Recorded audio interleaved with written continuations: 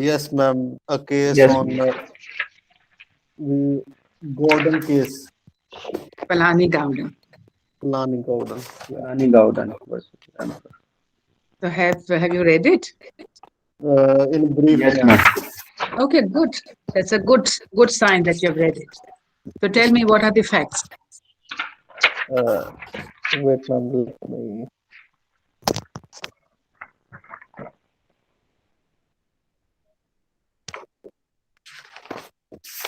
So, shall I start now? Yes, please.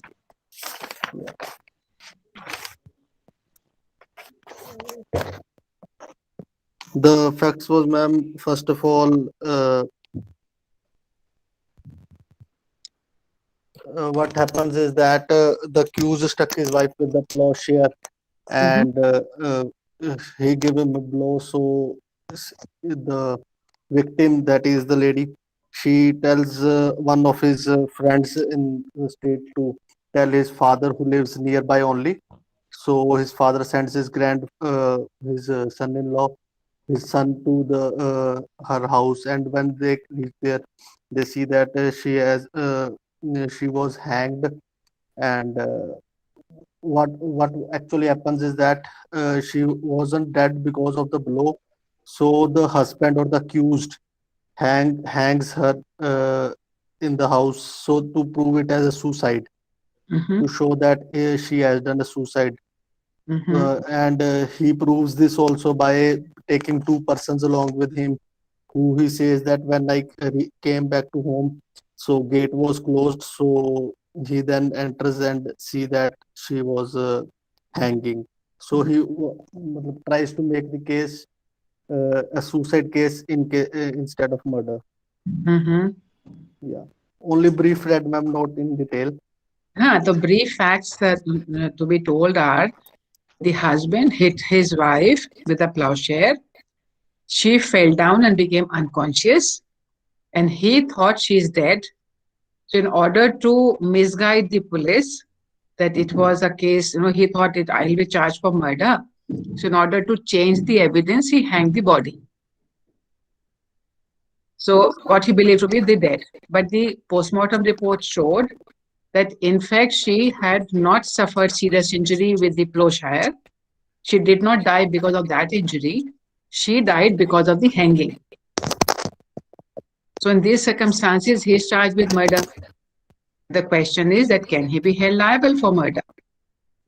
So, before we get into there, I think we need to ask a couple of questions, and I'll share you a slide with you on this case for us to understand what is the context of this case. Okay. So, on this case, how many of you think he is guilty of murder?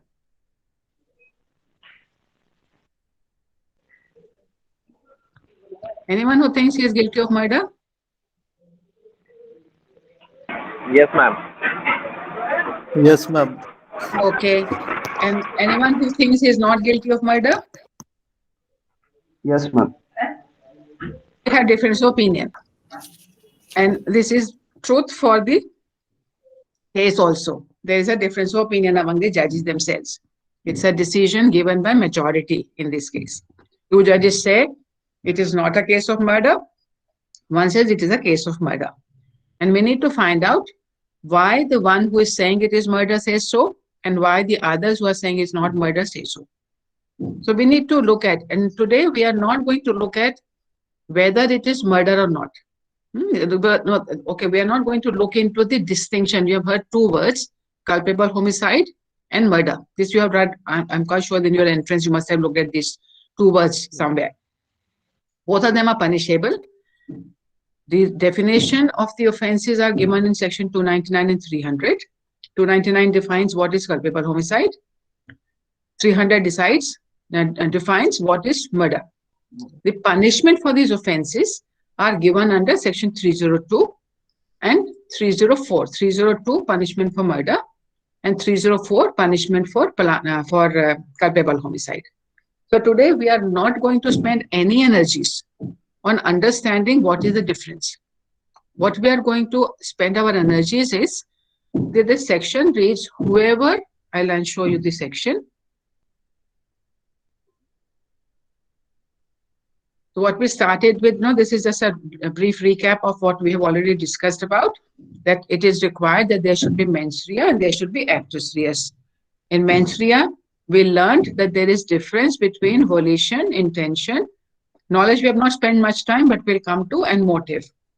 So we are looking at, so we understand the legal requirement and how do we infer intention. We have read through, we have understood by which case. Rawalpant Venkalu, R. Venkalu. So today we are now having a very quick reading of the section. Section 299 reads, whoever causes death by doing an act with the intention to cause death, to cause such bodily injury as is likely to cause death. This is what section 299 says. So first of all, we need to ask ourselves then, what is the meaning of the word whoever? What do you think? Who is the whoever? Suppose a tiger in the forest is very hungry with the intention to kill, cause death. He causes the death of the deer. Is this whoever covers the tiger? No, ma'am. No, ma'am. It doesn't say anything. The section No, is ma'am. whoever. So why would the whoever not cover animals? Who covers the person, not the animal. Animal is not termed as who, it is termed as it. Okay. So that's one grammatical information. So everything which is not referred to as who. So I whoever think will. IPC doesn't recognize animals as a criminal. Like his guardian is taken into consideration. For instance, if my dogs bite someone, so I'll be held liable because I'm his legal guardian. So under carrier's liability, I think I'll be. I think whoever means only human beings. Uh-huh. So okay, whoever means human beings. Now who are human beings? Ma'am, Hmm? ma'am, tiger may not have guilty mind, something like that. Tiger is naturally engineered to eat deers.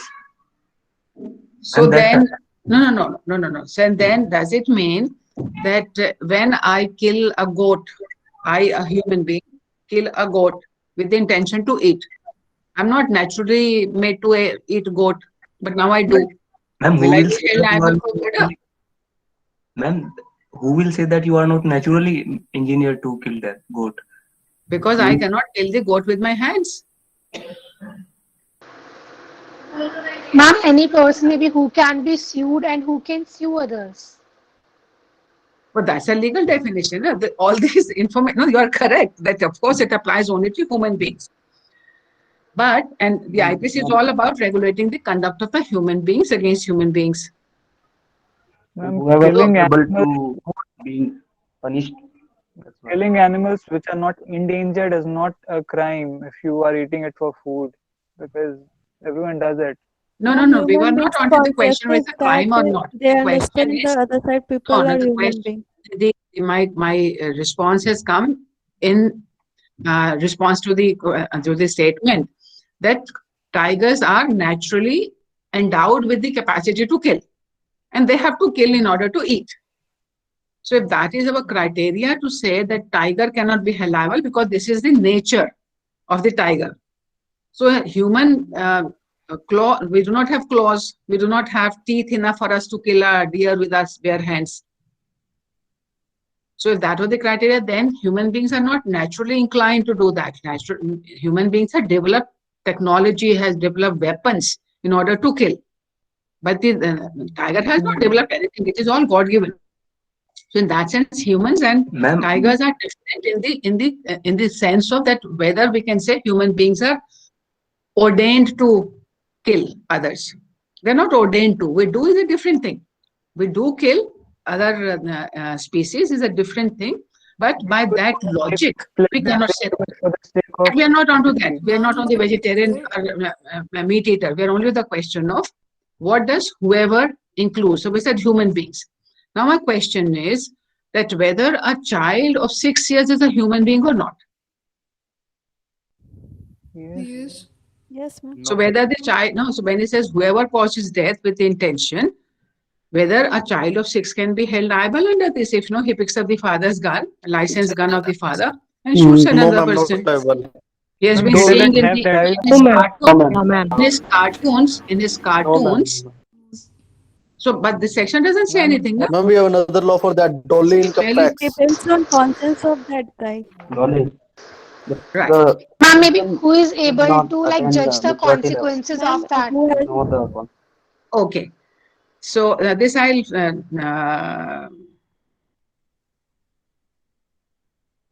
with the intention to cause death, with the knowledge. So this is one part of the section. The second, the third part of the section is with the knowledge. We're not into what, on this distinction between intentional knowledge that we'll do with another case. At this point of time, we are only focusing on whoever. Then the second aspect, which we'll not cover today, but we'll cover it by the third case. And then causing death. So what it means, whoever causes death, what does this phrase means is what our focus is today. So when we look at whoever, the section IPC, section 10 and section 11 gives us a definition of man and woman and person in section 11. So when you look at the definitions, do you have the sections before you? Anybody who can have access to sections 10 and 11 Yes, ma'am. in IPC? Yes, ma'am. So please read section 10. Section 10 says man, woman. The word man denotes a male human being of any age. The word woman denotes a female human being of any age. Okay, great. So we understand that whoever, we're saying human beings, it will certainly include a baby of 1 day old also when the term is concerned. So it has to be a male and female irrespective of their age. So when we will come to the offense of rape, for example, it says a man who has sexual intercourse with a woman. So woman will include not only the adult woman will include a female of any age. That's the importance of these sections. So it talks about man and woman. What does the definition of person say? Section 11, person. The word person includes any company or association or body of person, whether incorporated or not. So is it referring to, is it include, whether these three definitions together, whether the third, the human beings which are neither man nor woman, intersex persons, will they be included within the term human beings? Yes, ma'am, they come under the definition of person. No, but definition of person says what? Read it again. Includes. Any company, association, or body of persons, whether incorporated. So then whether the third is company or what? How are they included by the reference to person? But they write no, ma'am, whether incorporated or not. हाँ, so तो but they are companies की talking बात about कर रहे हैं ना? company. Yes, sir. All companies, the non-legal, non-human beings, they are also persons and they can also come within the meaning of, whoever. So, but there is no specific reference to the third. But there is also, it's only the importance of the definitions chapter in IPC is that whenever these words are used, they will have these meanings. So if a section uses the word man, then only male human beings are being referred to. If the section refers to woman, the word uses as woman, then it would include only females of any age group. If the section uses the term person, then it will be any, recall again, section 10 says what? Man means. What does the section say? Man denotes a male human being. It has used the word denotes. In case of person, what is the word used? Person includes. Yes. So when it is very important to pay attention to these words. So when we say denotes, it is saying it is referring to. Then it says includes means that what has been specified is only one of the things. There can be others also. Some definition will say that it means. So means, includes, and denotes are different words for our purposes of interpretation. So person, when it refers to incorporated, it's only one example, but it is assuming that there are more categories also. So man, woman, third, everybody else, plus this non-legal person, non-human being will also be included when the word is in a section used as person. The importance of the definition clause is, definition chapter is, that whatever words have been defined there, they will have the same meaning which is given in this chapter throughout the legislation. So wherever these words occur, but the word whoever has not been defined. We're assuming it's a human being, but the definition of person refers to that it can be other than human beings also. Because company is certainly not a human being, the natural human being. It's a legally constructed person. Then we have also this definition of relating to the gender. Which section is that? Section 8. Section 8. Section 8. So please read that. The pronoun he and its derivatives are used of any person, whether male or female. Right. So there are three categorical usage, that if the words use a man, woman, then they are referring to male and female differently. When they are not referring using this word man, woman, or person, it says whoever, then, and it says he shall be punished. So when it says he, it will include male or female. So, but then whether this male and female, so whether in the derivatives of he will include the third. These questions were not there before the framers in 1860. And we have not amended the law even today, though we have now recognized that there are persons, human beings, other than male and female also. We knew them for a long time, but we have never bothered to ask these questions. They were usually included within the group they thought they were. But now the third are also claiming their status as a third. So when you look at hijras, for example, they act like hijras, of course, but they dress up like women.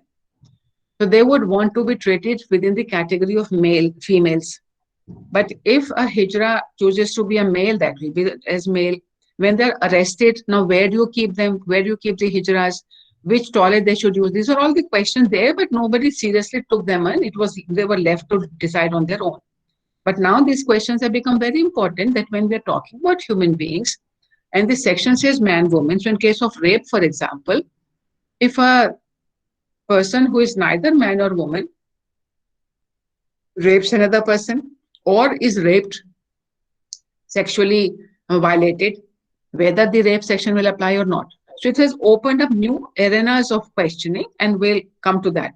So today we are focusing on that, yes, inclusive of all human beings, and we will find problematic areas where the word man and woman are used. So then what happens to the third? But whenever the word is used whoever, we can very well assume that it is talking about all human beings.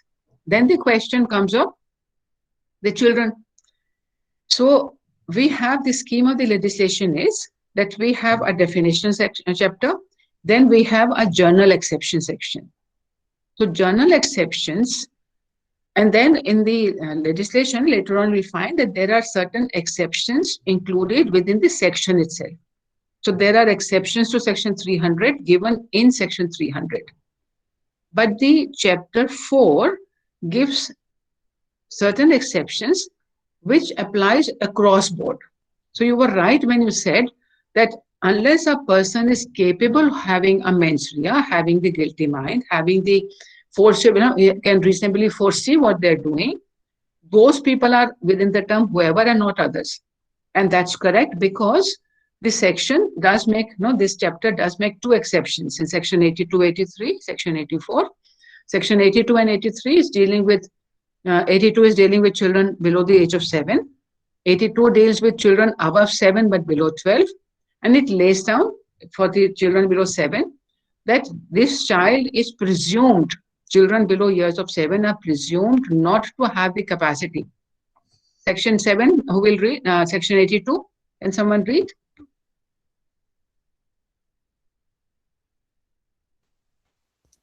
Act of a child That under Yes, please.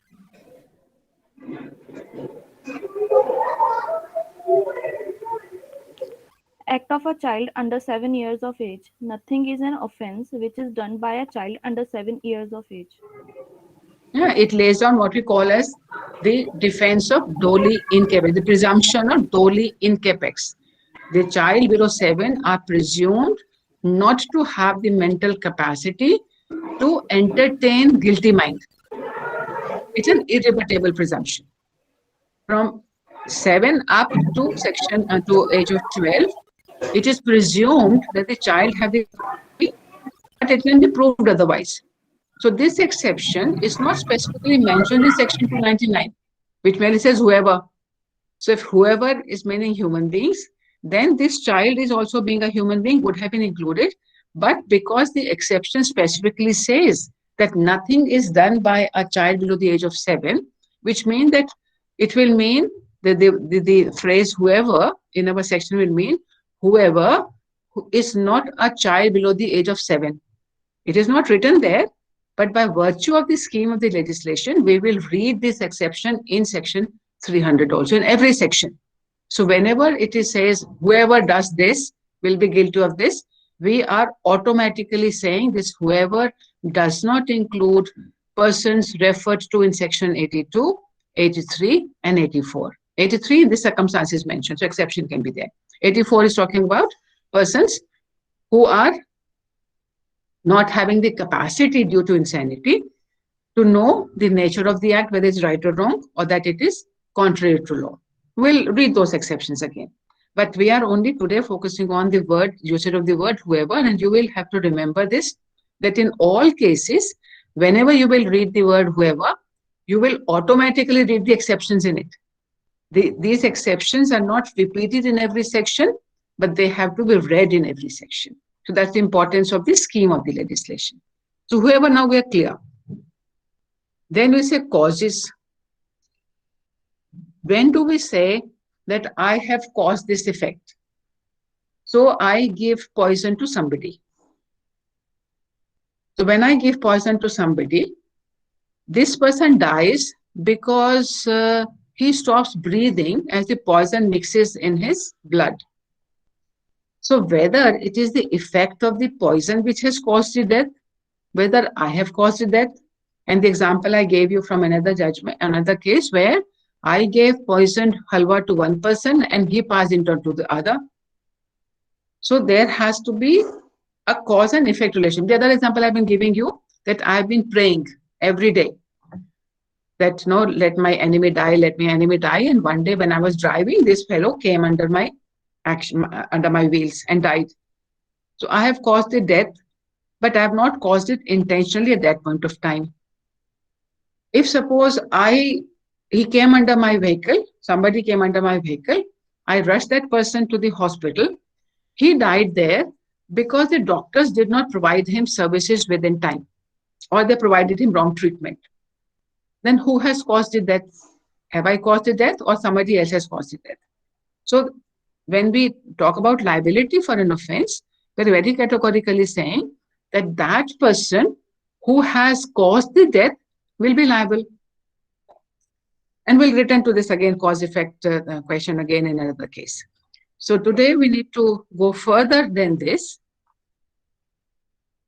And this is the case we have. We'll return to this case, cause-effect. Then the next component of the section is whoever with the intention to cause death. Now, what does it mean to cause death? Whether brain dead, no, I gave an injury because of which this person became brain dead. So whether now at this stage, can I be held liable for murder?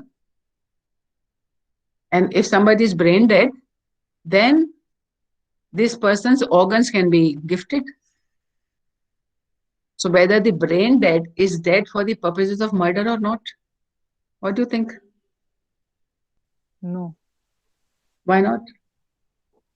I think death means causing someone to perish. It doesn't mean to cause the brain dead or something like that. It means a person should die. Yeah, so the death in the sense of beating of the heart stops for our purposes. Okay, another aspect which has been contentious among whoever. So we have the age of 7 as the category cutoff. So then another question has arisen that somebody, whether it is the biological age of the person or is it the mental age of the person? Because sometimes we do know people with retardation, mental retardation, their mental age may stop at the age of 6, but biologically they have become 30 years old. So that person commits an offense, whether the person's mental capacity will determine the question whether liability should come on him or not, or is it the biological age? In one I of the think cases, he can be categorized into insanity category, and he no, would be like, insanity and mental retardation are two different things. Children are not insane, right? that's So this person, the person with mental retardation, merely has the brain of a young child. But that does not mean the children are insane. So insanity defense certainly cannot be made available to that person. In one of the But ma'am, cases, a woman of 30 years of age, a woman of 30 years of age was raped, but her mental age was 8 years old. So the mother said that all the benefits, all the precautions we take in taking testimony, etc., of children, child victims of sexual offenses, she should be given all that. And the further request was that if a child below the age of 18 is raped, then POCSO, Protection of Children Against Sexual Offences Act, applies, and this man should be charged under that section and not under IPC. The Supreme Court in this case did not decide in favor of the mother. And this woman did die during the proceedings itself, so therefore further questions were not considered. But the court did not agree to the submission that it is the mental age of the victim in this case. I have not come across yet cases where the mental age of the accused is being pleaded. But that certainly leads us to this whole question of when we are determining age of a person, whether it is the biological age we will refer to, and it has been traditionally the biological age. But today, with science and development, questions are being certainly raised that it should be the mental age of the person also, which should be taken into consideration in determining liability. So, okay, coming to the death, we know that it is the beating of the heart. By doing an act,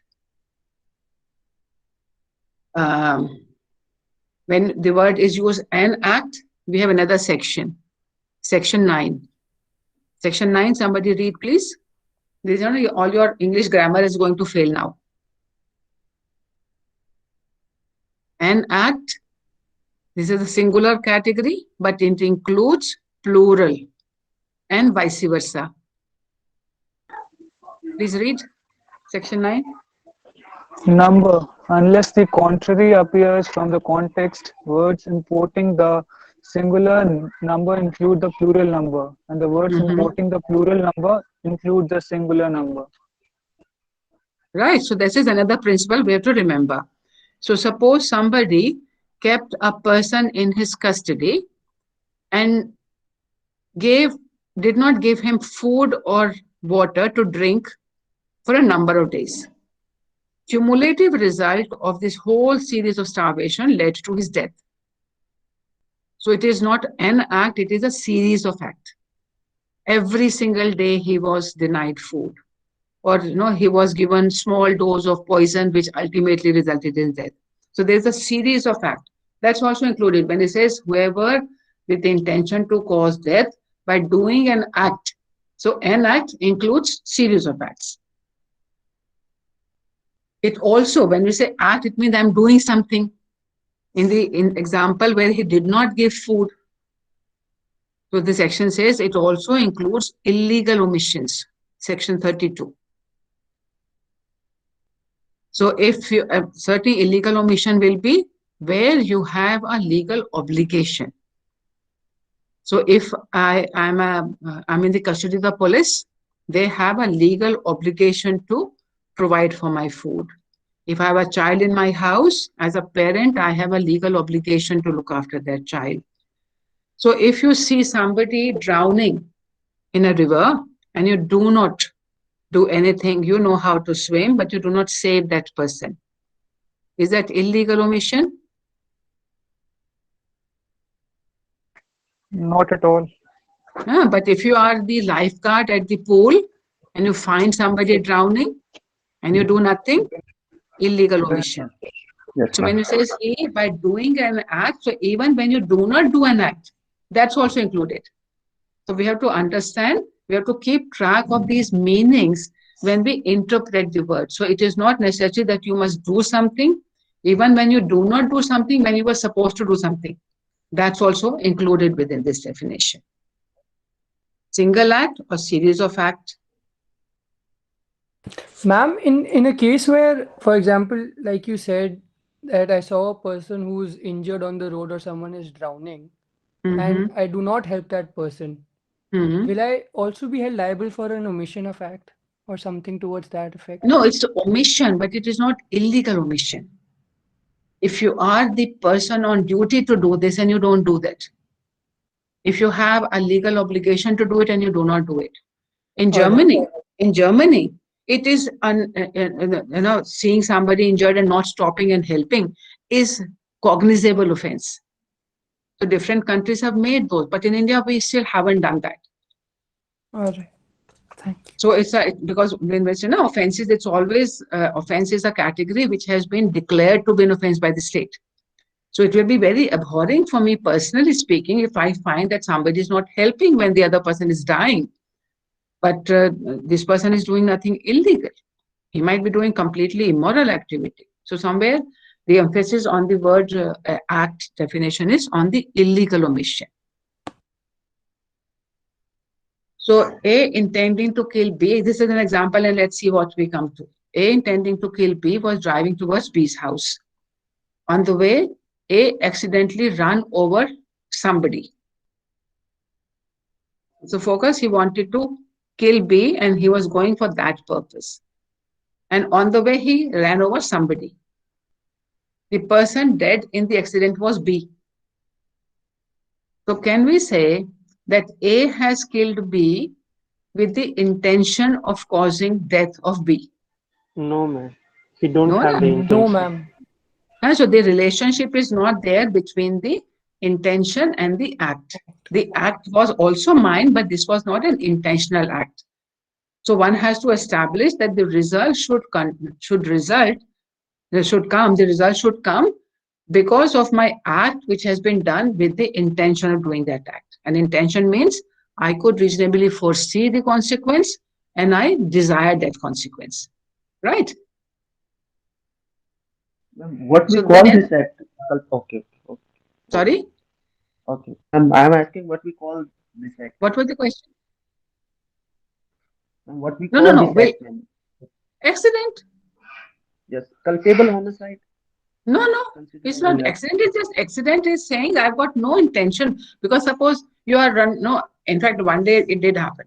I was driving my car in my neighborhood, and suddenly a small child, 2 years old, came rushing down in front of my car on a tricycle. His house gates were wide open, and there was a slope at the entrance. And this child just came out. He does not know anything, and I was able to stop in time not to hit the child at all. But if I had hit the child, this was pure accident. I was not being negligent, but this was unexpected. Then, of course, I shouted at the mother and saying that, no, if something had happened, you would have killed me. But you're not bothered that, a day should be clear. So without any negligence on my part, accident can still happen. If that happens, it's an accident. So if I was not paying attention, then rash and negligent act, that other offense will come, culpable homicide will still not come. So certainly, Ma'am, will this be a non-culpable homicide? I mean, sorry, just what a is non-culpable. non-culpable? I know, I No, mean no. non-culpable.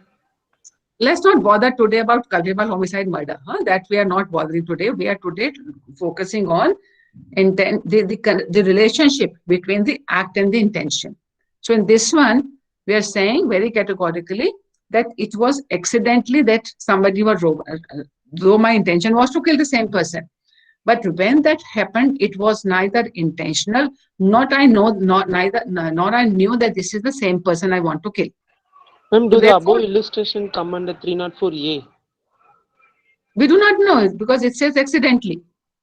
So when we say accidentally, no, all the accidents which happen on the road are not necessarily 304A. Some of them may be 304A, some of them may not be 304A.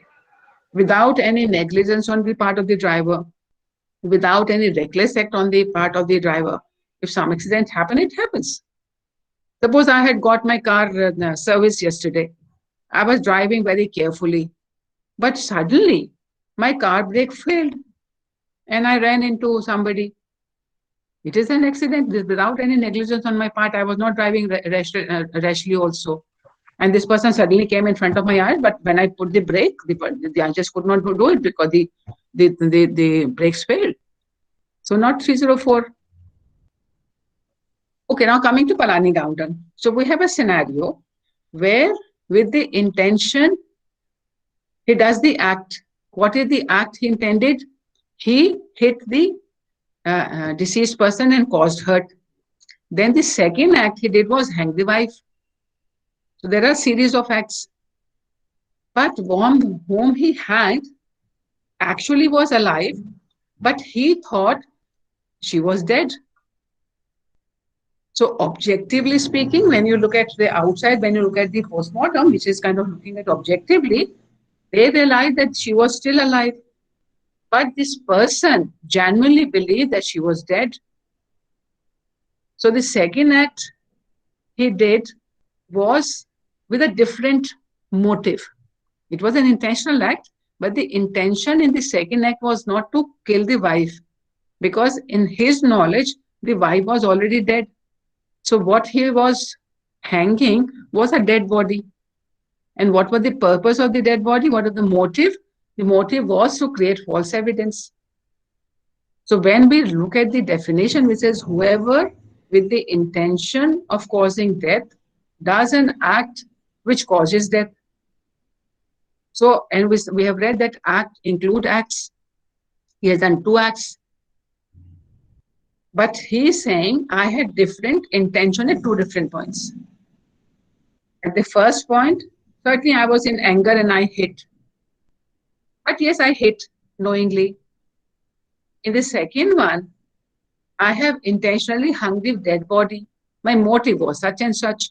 So in these circumstances, even though the result is death, but I did not intend to cause the death. I have not done the act with the intention to cause death. So the first time when I hit him, I had no intention to cause her death. And she did not even die. The second was one under a mistake of fact. I thought she was dead, but she was alive. And certainly it has happened because of my act, but it is not because I wanted to commit the offense of murder. I was thinking of committing a different offense of destroying the evidence. Because I thought she's dead, people will think I have killed her. So I thought, no, people will think she has hung herself. So in these circumstances, whether the requirement of the sections are fulfilled. So what is the issue? Whether it is 299 or not, because only if a case is at 299 that we can think about 300. And we are today not bothered about whether it fell at 299 or 300. Even in a 299, does it fall? So has he caused the death with the intention to cause death? This is no sub-question under this one is for it to fall at 299. Has he intentionally caused such bodily injury as is likely to cause death? Has he done an act with the knowledge that he is likely to cause death? These are the 3 clauses from 299. So where? Because when you look at second and third clauses, has he intentionally caused such bodily injury as is likely to cause death? So what was the incident in which he caused intentionally bodily injury? Was the hurt he has caused by hitting her on the plowshare. So he has intentionally caused bodily injury, but that injury was not likely to cause death. So certainly it is not falling into the second part. Third one, has he done an act with the knowledge that he is likely to cause death? So when he hung the body, what is his knowledge? He's not going to buy this act, he is only going to destroy evidence, not cause death. Then has he caused the death with the intention to cause death? It is also not falling there, isn't it? So what do you think? whether any of these clauses can be applied to him. No.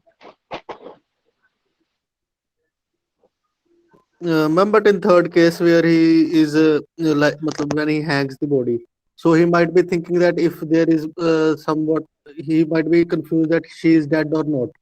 To confirm that she dies, he hangs. So the third one can apply. No, if there are other cases also where injury was given to the person with the intention to cause death. And these people believe that he was dead. Then they put him on the railway track, or they rolled down the body on the cliff and did something or the other. And the person died because of the second action, not because of the first action. In those cases, the judges have said, no, the intention was to cause death, and second action has been taken with the clear intention to ensuring that he's dead. But in this case, that is not the scenario. The first action when he did not do with the intention to cause death. So the whole question is, what does it mean to say, I have the intention to cause death? Suppose somebody has died, actually died. If I hang that body, can I have the intention to cause death? When somebody is already dead, how can I cause death? But the section doesn't say death of a living human being. It is assumed that whenever somebody intends to cause the death of a living human being.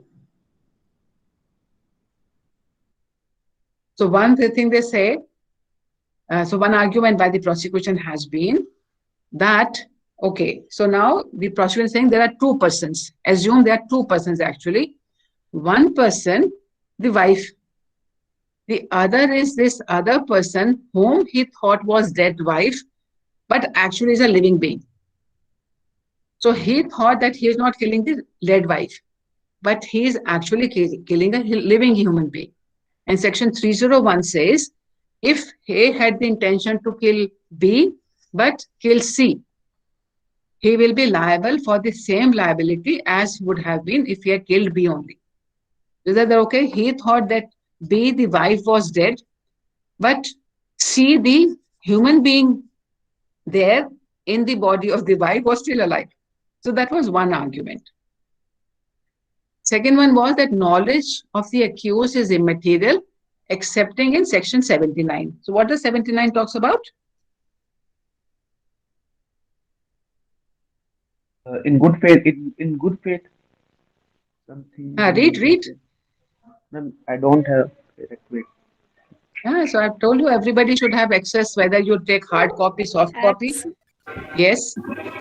Act done by a person justified or by mistake of fact believing himself justified by law.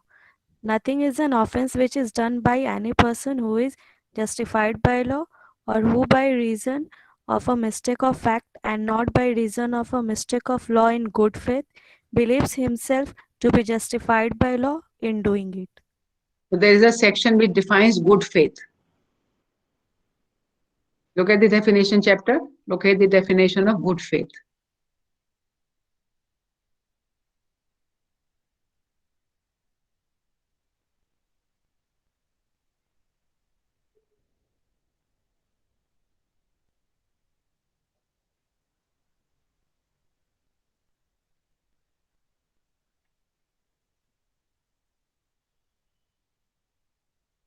Found it? Yes, ma'am. Section 52. Read. Good faith is nothing is said to be done or believed in good faith, which is done or believed without due care and attention. Yeah, so due care and attention is required. So what is the second argument on the prosecution side is that what is the knowledge of the accused is immaterial, excepting when the mistake of fact has happened in good faith after exercising due care and knowledge. So this man has not done so. Therefore, his knowledge that he is dead is not relevant. Then it says that also it is not good faith because he is causing the harm, doing an illegal activity. So there is an English doctrine of malice. It says that liability is there on the person if the consequence and the harm has been caused while doing an unlawful activity. So suppose in the English law, what will happen if you went for, no, you remember our Dashrath story. So Dashrath story that he goes hunting and he hears Shravan. Shravan is now taking the water from the river. So hearing the sound of the water entering the pot, he thinks it's an animal. He fires and Shravan dies. Then of course his parents gave him a shrap. So in this story, he was doing a lawful activity. At that time, hunting was not prohibited, and a human being got killed. The doctrine of marriage will not apply. But suppose the Raja Dashrath was in a place where hunting was not permitted, and he thought it was an animal, and he fired and killed a human being. His liability under the doctrine of malice will be that because he was doing an unlawful act of hunting, whatever harm he causes while doing that unlawful act, he will be liable. So he will be liable for the wrongful act. In case of Prince, the example of, it is from the kidnapping case. So the Prince took away a girl below the age of 18, believing her to be above the age, and married. So in that case, the judges did say that marrying a girl without the parents' permission was not lawful for a minor girl. So in that, and he thought that it was, the girl was not minor. The judges still said that it was liability. The prince was liable. So these are the prosecution arguments. Now, what does the defense say? The defense says that the person killed must be a person who, to the knowledge of the accused, is capable of being killed. If he does not know that this is not a live person, then we cannot impose the liability. So we have got three judges, Justice Napier, Sadasivam, and the third, the deciding judge. So Justice Napier, he says, I am inclined to convict the accused person. Refers to the full bench decision in Musunuri, Suryanarayan Murthy, and referring to that, and we'll come back to that judgment again. Then he says section 79 talks about mistake of fact, and malice in law, which is talking about good faith, is not there. So he is not acted in good faith, and therefore he cannot take the plea of mistake of fact. The subsequent hanging, if it was done by other persons, they would have been liable. And therefore, to say that this man is not liable, but the relative will be liable, this is conflict. Queen versus Prince, he says, has also followed the same principle. So therefore, I am inclined to do that. Further, he says that section 299, second and third and 303rdly, it says intended directed intention is directed to bodily injury and not to death. So then the second part was cause such bodily injury as is likely to cause death. So it says it is not that we should have the intention to cause death, but if it is bodily injury also, that's included. Then he refers to cases Gaur Gobindo, Queen Empress, Khandu, and Dalu Sardar. So he says in these cases also, these cases, he distinguishes these three cases and said that these three cases do not lay down a good precedent. And it's very important to understand the importance of these, the reasons the judge has given for the judge to say, I'm not bound by these previous judgments. So in Gaur Gobindo, the accused person has struck a blow, and without ascertaining whether the person was dead or not, hung him, and he died of the suspension. In this case, the judges have taken a hypothetical view, and they have ordered retrial for murder, culpability, and hurt, and they have not decided the matter, and they have only said hypothetically this may be this, and the purpose, the reason why they caused the first injury, could have been murder, could have been culpable homicide, could have been hurt. And therefore, they did not decide the issue. Therefore, that's not a precedent. In Khandu, similar scenario again, struck thrice with the intention to kill, set the hut on fire to remove evidence. Then the judges have given the conviction for attempt to murder. But they gave you then no reasons why these people were not charged with murder and only attempt to murder. So they said, no, if the reasons have not been given, it's not a binding judgment.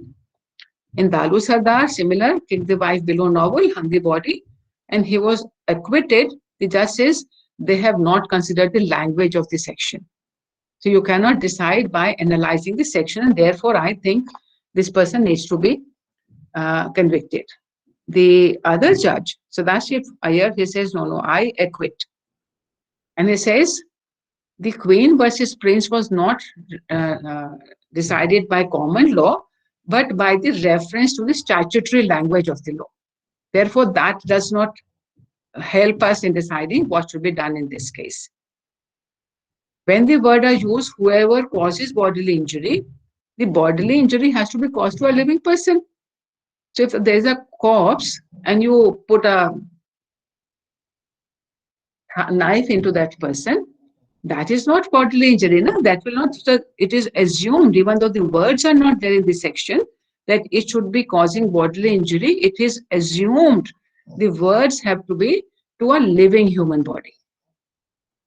When he says, whoever with the intention of causing death causes death, it has to be read causes death of a human being. So intention should be to kill a human being, and because he did not think that this was a human being, therefore he is not intending to cause death of a human being. Dalu Sardar says it is similar. Khandu, whole transaction is not one. And the English law of malice is not included in IPC. Illustration 229C is an example. Somebody will read 299C.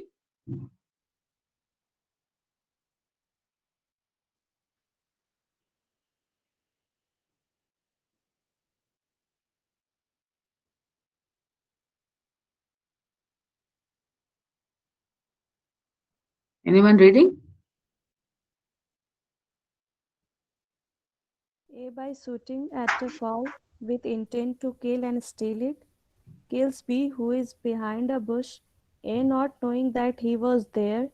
Here, although A was doing an unlawful act, he was not guilty of culpable homicide, as he did not intend to kill B or to Right. cause So the example we took from Dashrath and said, no, if he was in a hunting area where hunting was prohibited, illustration C basically says that no, he will not be liable, which means that the English doctrine of malice of law contained in law of felony is not incorporated in IPC, and therefore we cannot take help from the principle of doctrine of malice. So this is the final judge who has favored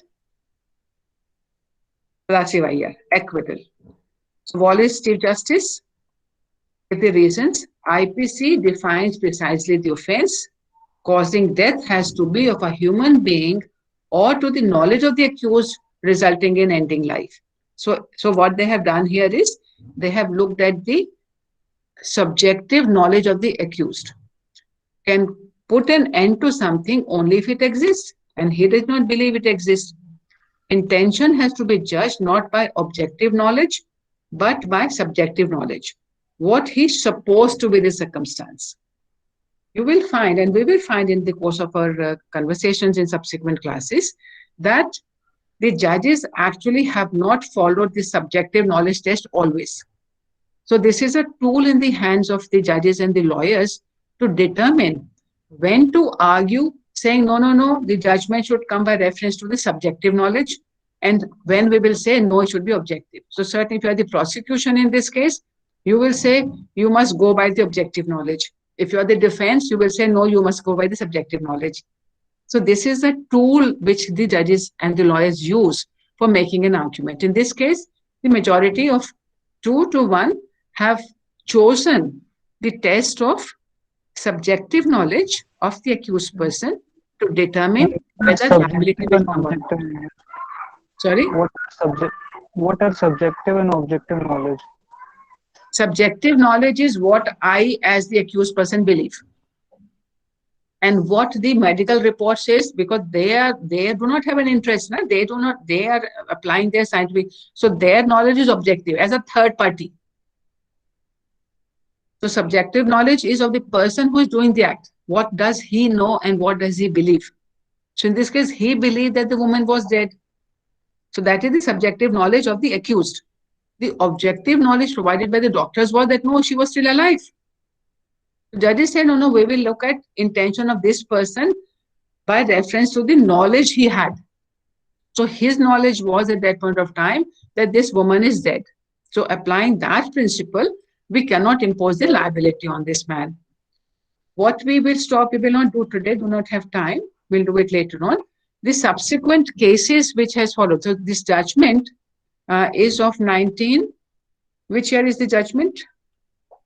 I forgot, 1919. So by the time 1933 came, this is a Madras High Court judgment.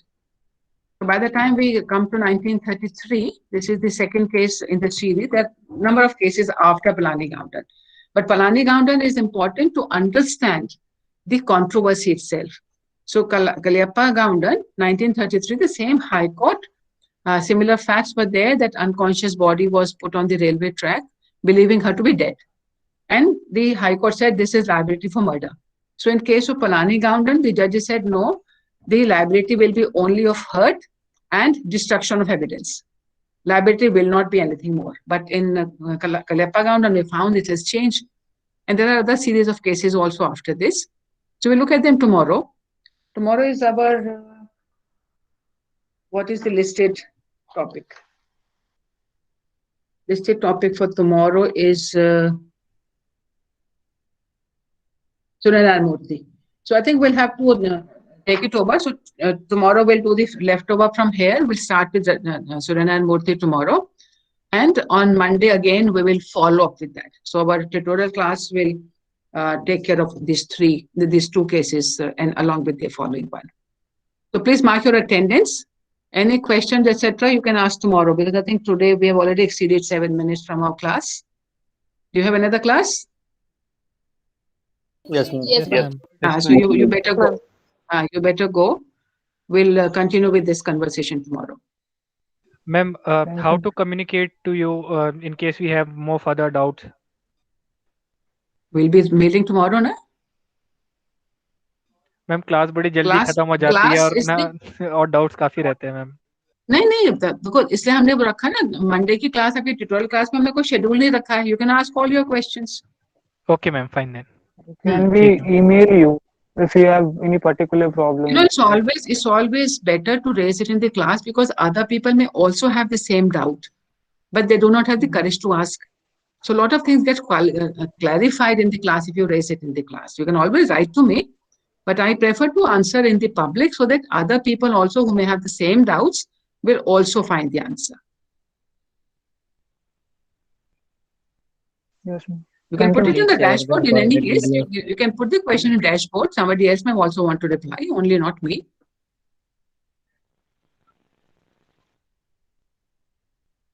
Sakshi is saying, yeah, why have you put P 3 times? One is enough. It's okay. Now the 4th time Sakshi sings P has also come. Ma'am, please share the recorded video. Anji? Ma'am, recorded videos share कर दीजिए please. हाँ, recorded video हमारे अपने आपको उसमें folder में चले जाते हैं ना? नहीं मैम, नहीं आ रहे हैं. बिल्कुल आ रहे हैं, आप चेक करो.